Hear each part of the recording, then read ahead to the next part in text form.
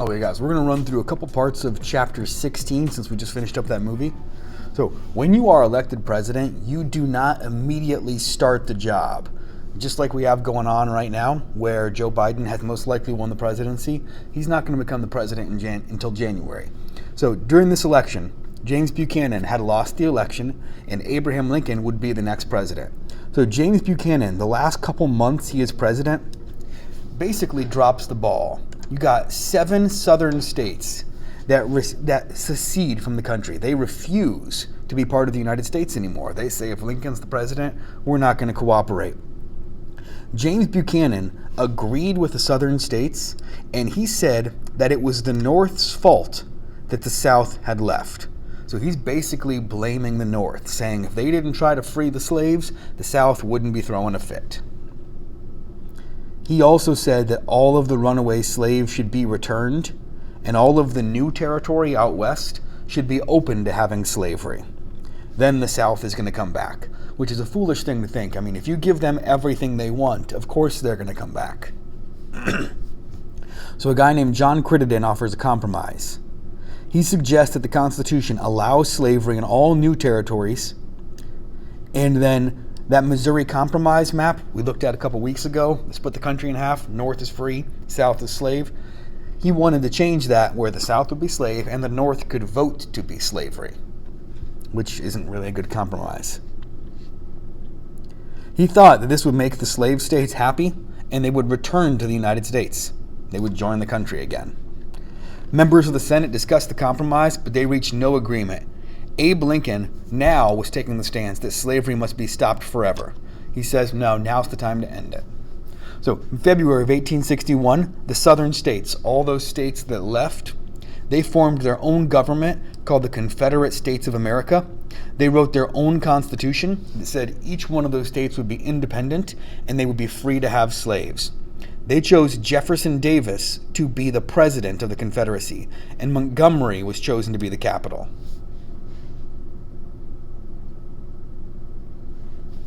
So, near the end of Buchanan's presidency, the seceded states started to get ready because they knew a fight was coming. All of those military bases that were down in the South that used to be American military bases, now they started saying, well, these are Confederate bases now. They were taking ownership of them. They also took over the New Orleans Mint, where a whole bunch of money was stored. So Fort Sumter in South Carolina was commanded by a guy named Robert Anderson. And he was from the North. He was loyal to the Union. And what happened is the Confederacy came and they said, you got to give this military base to us. It's ours now. So President Buchanan tells Major Robert Anderson, no, don't give it up. You need to protect that base. And he ends up sending supplies to help Robert Anderson, fight that battle and protect the fort. Well, what happens when the supplies are getting close to arriving? The Confederates, or the South, attack the supply boat, and then it has to turn away. After that, James Buchanan does nothing else to stop the South. So basically, he's thinking since he's no longer going to be president, it's not his problem anymore. So, in March, Lincoln became the president, and he walks into a difficult situation. No state officially had the right to leave the country, yet they'd done it anyway. Lincoln's first and biggest challenge is to try to put the country back together peacefully. When Lincoln was sworn in as president at his inaugural address, he gave a speech about peace, and he said that he did not intend to stop slavery in the states where it was already in use. He did want to stop it from spreading. So basically, he's telling all these southern states, if you join the country again, we're not going to take away your slaves. So Lincoln wanted to fix the country. He wanted to put it back together. And he's trying to make a deal with the South. He does not want this to turn into the war that we saw in the movie. Lincoln makes it clear, though. He says, if the South starts a war, there will be a civil war. And a civil war is when a country is battling itself. So President Lincoln received a message from Fort Sumter. The food and supplies are running out, and they need more men if they're going to keep protecting this military base. Major Anderson is telling Lincoln that he's going to have to surrender unless they get some backup, unless they get some support. So in April, President Lincoln sent a message to the governor of South Carolina. He told him that a ship full of supplies is coming. The president of the South, Jefferson Davis, told General Beauregard, the commander in South Carolina, to order Major Anderson to surrender. So Abe Lincoln's telling Major Anderson, hold on to the fort, and Jefferson Davis is telling him, surrender, give it up. Major Anderson refuses to surrender, and he fights for days, and once they run out of supplies and ammunition, they can no longer fight, he surrenders. So once people start hearing about what happened at Fort Sumter, how a military base got attacked by the Confederacy, thousands of men joined the Union Army, and the Union is the North. What happens next? The North gets all these new soldiers joining, and the South gets 4 more states that leave. Virginia, North Carolina, Arkansas, and Tennessee, they say, peace out. We're not part of America anymore. We're part of the Confederacy. And Richmond, Virginia became the new capital. The South had some pretty good military generals, and the guys were really experienced in fighting. Virginia was also important because it's right on the border between the North and the South, and it's going to be a solid line of defense where the Confederacy can protect itself and it can stop the North from coming down in. So now the country split in 2 pieces, the Union, which is the North, and the Confederacy, which is the South. The 23 states on the Union have way more people and way more money. The 11 states on the Confederacy does not have the same population. It's not as densely populated. There's not as many big cities and industrial areas. The North had nearly 3 times as many people as the South. And the important thing, it's got most of the country's factories. Because if you remember, in the South, they make most of their money off of farming. But in the North, that's where we have the factories and the industries. So the North also has more money to pay for this potential war coming up. So the Confederates, they saw themselves as being united because they thought we were trying to steal their way of life. They didn't think that they were doing anything wrong by fighting to keep their slaves, which is a pretty shallow way to think about anything. They thought they were defending their rights and their land. They had some excellent military leaders. And the men in the South, since they were farmers, a lot of them were experienced with riding horses and shooting guns. They were probably better soldiers than the North had. So the North has more money, more people, more factories. The South has less people, but far better trained soldiers. So a guy named Winfield Scott, he's from a couple of lessons ago. He's still around. He's an older guy, but he's an important general for the North.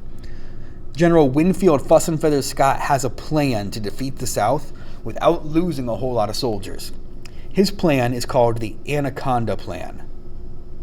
And an anaconda is a giant snake that wraps its body around its prey and squeezes and squeezes and squeezes until the prey suffocates. And that's what Winfield Scott wanted to do to the South. He wanted to cut off all of their supply chains so they can't get any ammunition, can't get any food, can't get any money coming in and out. And he's basically thinking that he could choke them out without having to actually go into battle.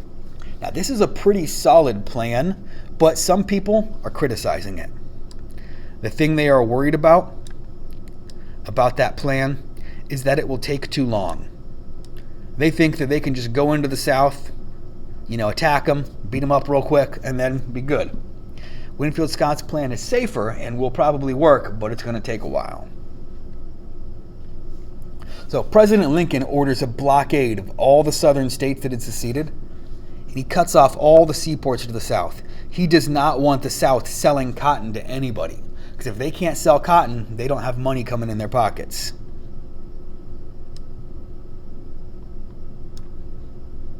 When you cut off somebody's supply chain, that is called a blockade.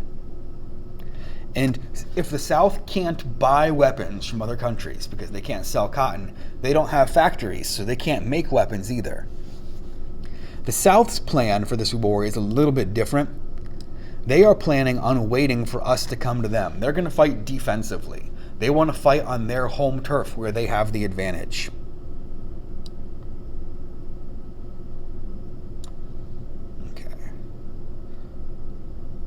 Okay, we're almost done. going to try to finish up this chapter in like 2 days. So we're going to do one more lesson. So the new recruits for the Union Army were in Washington, D.C., and they were getting trained, getting ready to fight, because a lot of them were not well-trained soldiers.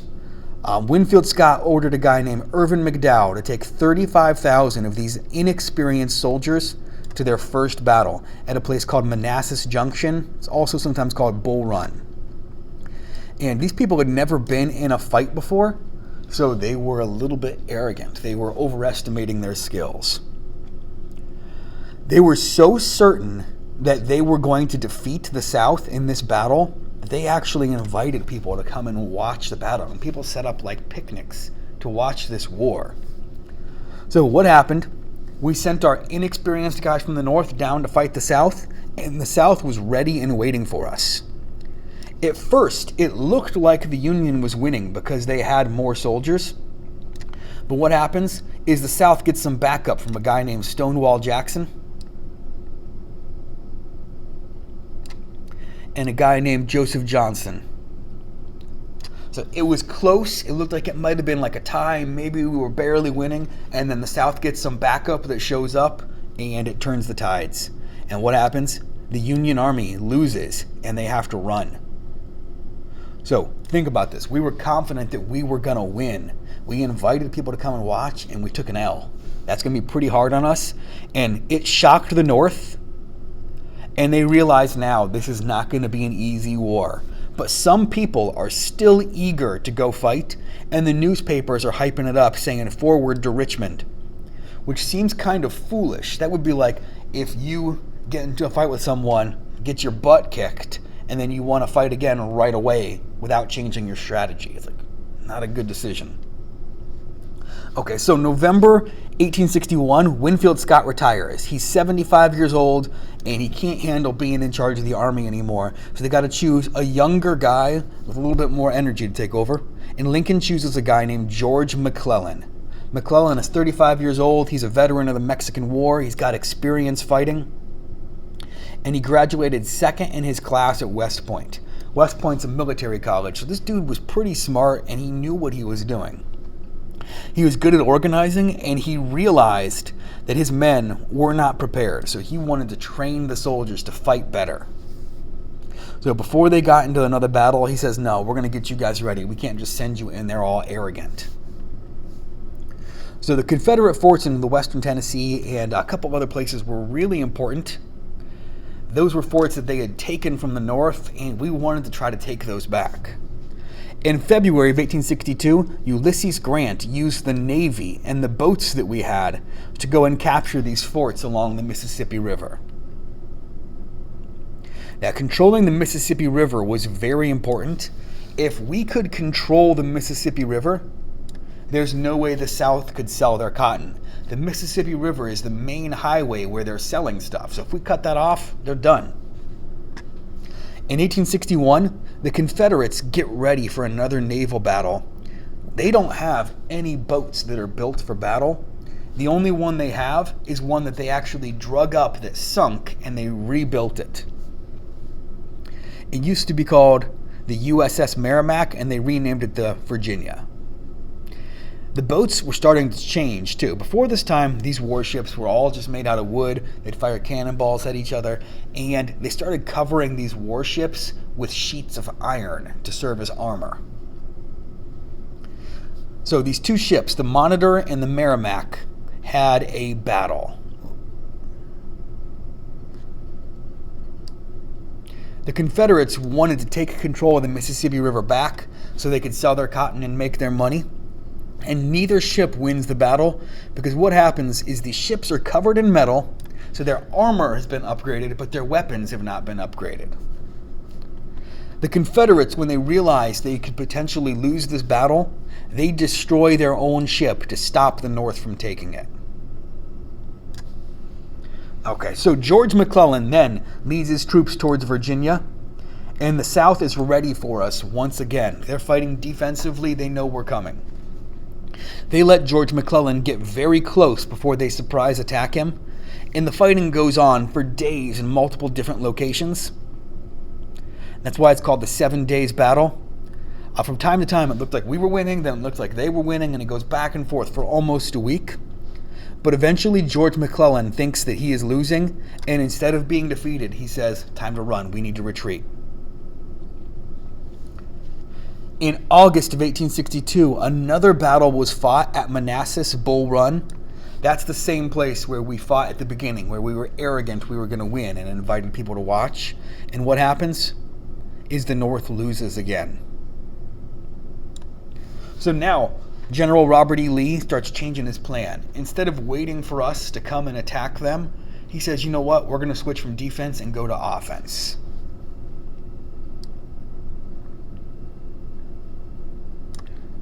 So in September of 1862, General McClellan and the soldiers block Robert E. Lee at Sharpsburg. And the Battle of Antietam turns out to be one of the bloodiest battles of the war. The Battle of Antietam was the first battle that we saw in that movie, Glory. The one where the main character, Robert, gets shot in the neck and lays down and pretends to be hurt. At the end of the fighting, Robert E. Lee is forced to retreat. So, George McClellan has a choice. He's got the leader of the South on the run. And his choice is chase him or let him go. And unfortunately, McClellan lets him go. Abe Lincoln is furious. He says, you know what, if you would have chased him, we could have won the war. So Abe Lincoln fires George McClellan. He replaces him with a guy named Ambrose Burnside. So General Burnside, when he's in charge, gets his men ready to go fight with the Confederates. And in his first battle, he gets 12,000 of his own soldiers killed. So after that major defeat, no one has confidence in Ambrose Burnside, and Burnside resigns, and he's replaced with a guy named Joseph Hooker.